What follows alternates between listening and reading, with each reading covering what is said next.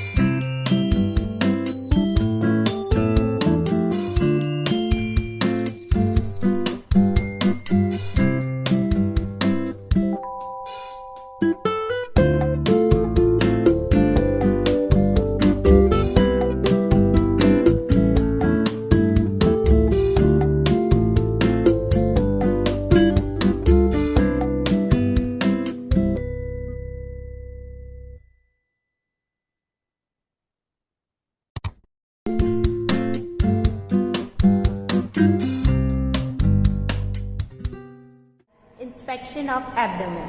First of all, shape of abdomen.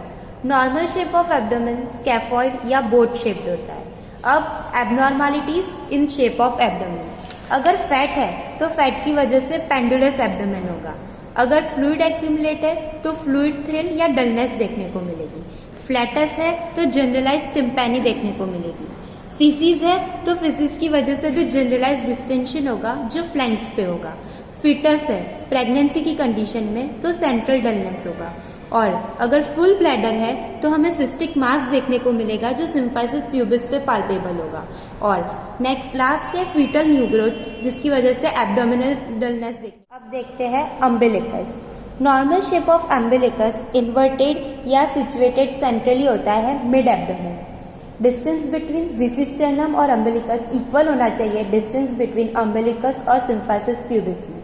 अगर ascites present होगा तो अम्बिलिकस ट्रांसवर्सली स्ट्रेच्ड हो जाएगा जिसको स्माइलिंग अम्बिलिकस कहते हैं. अगर ओवेरियन ट्यूमर होगा तो जिफिस्टर्नम और अम्बिलिकस का डिस्टेंस अम्बिलिकस और सिम्फाइसिस प्यूबिस से कम होगा. और ओबेसिटी की वजह से अम्बिलिकल क्लेफ्ट ज्यादा डीपर होगा नॉर्मल की वजह से. और अगर इवर्टेड अम्बिलिकस देखने को मिल रहा है तो उसका क्यूलेंस साइन. अगर डिस्कलरेशन है ब्लू कलर का अराउंड एम्बिलिकस तो वो होता है क्यूलेंस sign.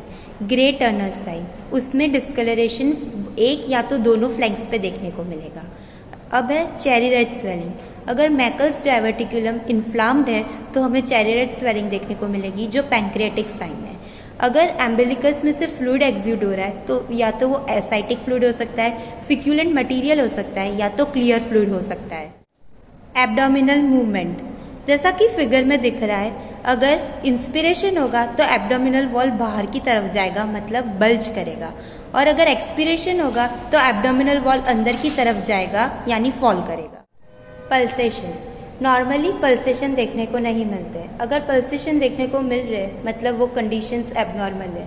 Like aortic pulsation, aortic aneurysm, transmitted pulsation, right ventricular pulsation या कंजेस्टेड लिवर की वजह से. अब अगर एब्डोमेन पे डायलेटेड वेन देखने को मिल रही है तो हमको उसका डायरेक्शन देखना है. तो उसके लिए पहले वेन फ्लो को एम्प्टी करना होगा और दोनों एंड ऑफ वेन को प्रेस करना होगा. फिर एक फिंगर रिलीज करेंगे और फिर देखेंगे कि वेन किस डायरेक्शन में फिल हो रही है. अगर vein below to upward feel हो रही है इसका मतलब है इंफीरियर वेना केवा का ऑब्स्ट्रक्शन है. और अगर vein flow above to downward feel हो रहा है इसका मतलब सुपीरियर वेना केवा का ऑब्स्ट्रक्शन है. कैप्यूट मेडुसा की जो कंडीशन है वो पोर्टल वेन ऑब्स्ट्रक्शन में देखने को मिलती है. उसमें अम्बिलिकस से दूर की तरफ ब्लड फ्लो होता है ऑल डायरेक्शंस में. Spider navy. स्पाइडर नेवी में एक सेंट्रल आर्टेरियल होगा जिसमें से स्मॉल वेसल्स रेडिएट कर रही होगी और इसका पूरा अपीयरेंस स्पाइडर के लेग जैसा दिखेगा. साइड्स ये जहाँ पे सुपीरियर वेना केवा की टेरिटरी है वहाँ पे देखने को मिलता है. और बॉडी में फेस, नेक, फोरआर्म या शोल्डर पे देखने को मिलेगा. कॉजेस या तो alcoholic cirrhosis, viral hepatitis, liver के कॉजेज होते हैं, या प्रेगनेंसी, आरए या थायरोटॉक्सिकोसिस की वजह। पाल्मर इरिथेमा, पाल्मर इरिथेमा में पाम्स में ब्राइट रेड दिखेंगे और वार्मथ फील होगी। ये ज़्यादातर थिनार और हाइपोथिनार एमिनेंस पे देखने को मिलेगा और सोल्स ऑफ फिट में भी देखने को मिलता है। अगर प्रेशर देंगे तो वो डिसअपियर हो जाएगा और ये कंडीशन फॉलोइंग कॉजेज की वजह से देखने को मिलती है। स्किन ओवर एब्डोमेन, अगर एब्डोमिनल डिस्टेंशन होगा उसकी वजह से स्मूथ या ग्लॉसी स्किन देखने को मिलेगी। एब्डोमिनल डिस्टेंशन में एब्डोमिनल स्ट्राया प्रेजेंट होते हैं जिसे स्ट्रेच मार्क्स कहते हैं। उसमें सब एपिथेलियल कनेक्टिव टिश्यू रप्चर होता है, उसकी वजह से वो फॉर्म होते हैं। ये condition generally pregnancy, obesity, ascites या कॉर्टिकोस्टेरॉइड थेरेपी में देखने को मिलती है। जब स्ट्राया बनते हैं तब वो रेडिश या पिंक कलर के होते हैं। इसमें ग्रोइन देखना है स्वेलिंग के लिए। अब अगर स्वेलिंग नहीं है तो पेशेंट को बोलना है कि वो खड़े हो, एक तरफ अपना हेड टर्न करे और कफ करे। अगर कफ करने पे इम्पल्स आ रहा है इसका मतलब हर्निया है। अगर हर्निया डायग्नोस हो गया उसके बाद डिफ्रेंशिएट करना है कि कौन से तरह की हर्निया है, तो एग्जामिनर को अपना इंडेक्स फिंगर पेशेंट के प्यूबिक ट्यूबरकल पे रखना है और पेशेंट को बोलना है कि वो कफ करे। अगर इम्पल्स इंडेक्स फिंगर के मीडियल और अबव साइड फील हो रहा है इसका मतलब इंग्वाइनल हर्निया है।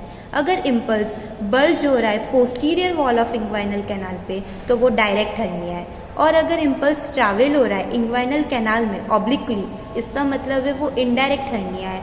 और अगर एबनॉर्मल बल्ज फील हो रहा है अम्बिलिकस पे तो इसका मतलब है अम्बिलिकल हर्निया, जैसा कि फिगर्स में दिखाया गया है। पेरिस्टाल्सिस देखने के लिए पेशेंट के एब्डोमेन को शार्पली ऑब्जर्व करना है। अगर पेरिस्टाल्सिस विजिबल नहीं है तो पेशेंट को बोलो या तो वो फ्लूइड स्वेलो करे या तो एग्जामिनर को अपना फिंगर शार्प टैप देना है एब्डोमेन पे। पेरिस्टाल्सिस जनरली पाइलोरिक स्टेनोसिस में देखने को मिलते हैं। अगर स्मॉल इंटेस्टाइन का पेरिस्टाल्टिक है तो वो सेंटर ऑफ एब्डोमेन के नीचे लैडर पैटर्न में देखने को मिलेगा, और अगर लार्ज इंटेस्टाइन का है तो वो राइट टू लेफ्ट देखने को। Now let's move with the palpation of abdomen. Palpation के पहले हमेशा पेशेंट का कंसेंट लेना चाहिए। पाल्पेशन के पहले फिजिशियन को अपने दोनों पाम्स को रब करना चाहिए ताकि वार्मथ प्रोड्यूस हो। पाल्पेशन के दो टाइप्स होते हैं, सुपरफिशियल पाल्पेशन या डीप पाल्पेशन। अब टेंडरनेस, अगर हम पेशेंट को जेंटल टच करेंगे और उसको पेन फील हो रहा है इसका मतलब टेंडरनेस है। ये ज़्यादातर इन्फ्लामेशन की वजह से प्रोड्यूस होता है। फॉर एग्जाम्पल अगर अपेंडिसाइटिस है तो राइट इलियाक फोसा में टेंडरनेस देखने को मिलेगा। गार्डिंग में वॉलंटरी कॉन्ट्रैक्शंस देखने को मिलेंगे जब पाल्पेट करेंगे। इसको रिलैक्स करने के लिए पेशेंट का माइंड डाइवर्ट कर सकते हैं। अब गार्डिंग और रिजिडिटी को डिफ्रेंशिएट कैसे करें, तो रिजिडिटी में वॉलंटरी कॉन्ट्रैक्शंस देखने को नहीं मिलते, इसमें सिर्फ इनवॉलंटरी कॉन्ट्रैक्शंस होते हैं, और अगर पेशेंट का माइंड डाइवर्ट भी होगा तो भी ये रिलीव नहीं होंगे। Now we will see the palpation of viscera. First, gallbladder palpation. Normally, gallbladder is not palpable. When it is distended, palpable as firm. Palpation of kidney. Left kidney palpate करने के लिए एग्जामिनर का left hand posteriorly lion में और right hand anteriorly left lumbar region में place करते हैं। अब पेशेंट को डीप ब्रेथ लेने के लिए बोलते हैं। पीछे से लेफ्ट हैंड को आगे की तरफ और आगे से राइट हैंड को अंदर की तरफ प्रेस करना होता है और दोनों हाथ से किडनी को पाल्पेट करते हैं। Normally kidney is not palpable. Kidney का लोअर पोल राउंडेड और फर्म होता है और अगर स्वेलिंग होती है तो दोनों हाथ से उसको प्रेस कर। Palpation of liver. Patient must be lying in supine position with hip and knee flexed. इससे उसके एब्डोमिनल मसल्स रिलैक्स हो जाएंगे। अब एग्जामिनर का right hand right iliac fossa से ग्रेजुअली अपवर्ड राइट हाइपोकॉन्ड्रियम तक मूव करना होगा। उसकी वजह से जहाँ पे इंक्रीज रेजिस्टेंट फील होता है वो जगह तक लीवर एनलार्ज होता है। Lower border of the liver is felt 1 centimeter below right costal margin. Surface is normally smooth. Palpation of spleen.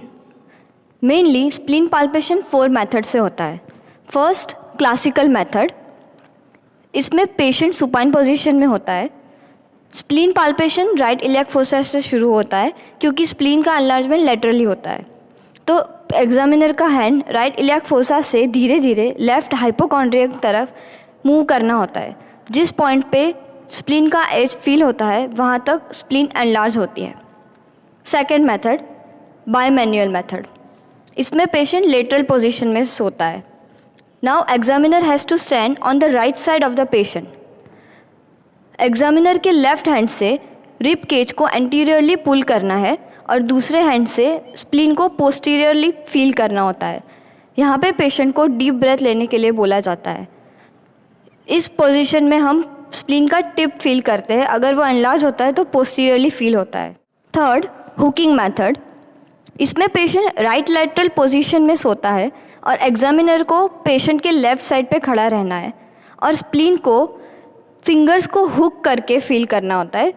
Patient की लेफ़्ट कॉस्टल मार्जिन में फिंगर्स को हुकिंग किया जाता है। फोर्थ डिपिंग मेथड, इसमें पेशेंट सुपाइन पोजीशन में lie करेगा। Palpation same as classical method, पर एवरी पाल्पेशन के साथ पेशेंट के एब्डोमेन में डिपिंग करना रहता है।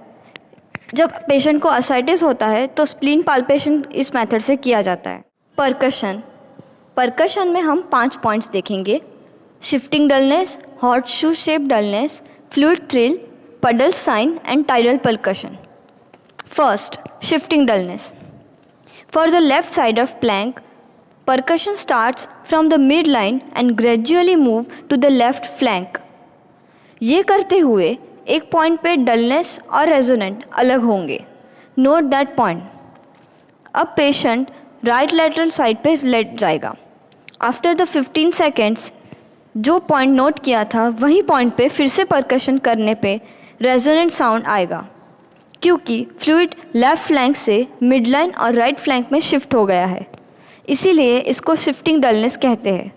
सेम प्रोसीजर अपोजिट फ्लैंक में भी की। हॉर्स शू शेप डलनेस, ये मॉडरेट असाइटिस में देखा जाता है।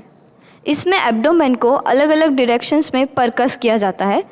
ये एम्बेलिकस से स्टार्ट होता है और आउटवर्ड डायरेक्शंस में परकस करना होता है। Area of dullness horse shoe shape में पाई जाती है, मतलब कि फ्लैंक्स में, क्योंकि जब पेशेंट सुपाइन पोजीशन में होता है तो फ्लूइड सारे डिपेंडेंट पार्ट पे अक्यूमुलेट होता है। फ्लूइड थ्रिल करने के लिए पेशेंट का हाथ एब्डोमेन के मिड लाइन पे रखा जाता है। अब एग्जामिनर एक साइड के फ्लैंक से शार्प टैप करेगा और दूसरी साइड के फ्लैंक पे उसको फील करेगा। अगर शार्प टैप दूसरी साइड के हैंड पे फील होता है तो पेशेंट को टेंस एसाइटिस होता है। पडल साइन, पडल मतलब गड्ढा जिसमें पानी भर जाता है। It is elicited when fluid is more than 150 ml. Method of elicitation. First, patient lies in the prone position for 5 minutes. उसके बाद knee elbow position में लेटना है। अब स्टेथोस्कोप के डायाफ्राम को एब्डोमेन के मोस्ट डिपेंडेंट पार्ट पे रख के एग्जामिनर कंटिन्यूसली एक साइड के फ्लैंक से फ्लिक करेगा। हर बार एक ही स्पॉट पे फ्लिक करना रहेगा। अब स्टेथोस्कोप को धीरे धीरे मिडल से पेरिफेरी की तरफ एग्जामिन करना रहेगा। साउंड की loudness increases at the edge of puddle, मतलब कि flanks. This occurs due to the fluid accumulation at the dependent part of the abdomen. That is why it is known as puddle sign. Tidal percussion, tidal word regular rise और fall of sea से related है। Purpose to measure the size of liver. इससे range of the liver expansion और diaphragm का movement determine हो सकता है। जब पेशेंट इंस्पिरेशन और एक्सपिरेशन करता है तब left side anteriorly liver dullness feel होती है। फॉलोइंग कंडीशंस में मूवमेंट रेस्ट्रिक्टेड होगी। Now we will see auscultation. First, peristalsis. Peristalsis intestinal muscular contractions होते हैं जो मिक्सचर ऑफ गैस और फ्लूइड की वजह से सुनाई देते हैं। Borborygmi, audible peristalsis which can be heard without stethoscope. In the condition like bowel obstruction, loud bowel sound सुनने मिलेगा और साथ में एब्डोमिनल पेन भी होगा। अगर एटोनी या इलियस होगा तो bowel sound for at least 5 minutes तक एब्सेंट होगा। Second, renal ब्रूइट।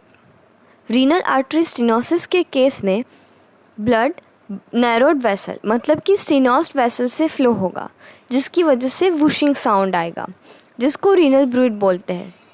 Site of the examination is 2 cm superior and lateral to umbilicus on the either side. Renal artery stenosis के पेशेंट में ब्लड प्रेशर बहुत highly increase देखने मिलेगा और वो बहुत हार्डली कंट्रोल होगा। फीटर हिपैटिकस, फीटर मतलब कि स्ट्रॉन्ग फाउल स्मेल, हिपैटिकस मतलब कि due to some liver disorder, जिसमें स्मेल ऑफ ब्रेथ गार्लिकी या रॉटन एग्स या फिर डेड की तरह आता है due to the conditions like cirrhosis of liver which is known as fetor hepaticus. उसके साथ अदर सिम्टम्स जैसे कि जॉन्डिस, असाइटिस या फिर स्वोलन लेग्स देखने मिल सकता है। फीटर हिपैटिकस की ट्रीटमेंट में lifestyle changes, alcohol intake elimination, less salt intake और exercise etc. can be helpful. Thank you for watching this video. I hope your concept regarding examination of GIT system got clear. If you found this video useful, do let us know in the comments and please like, share and subscribe.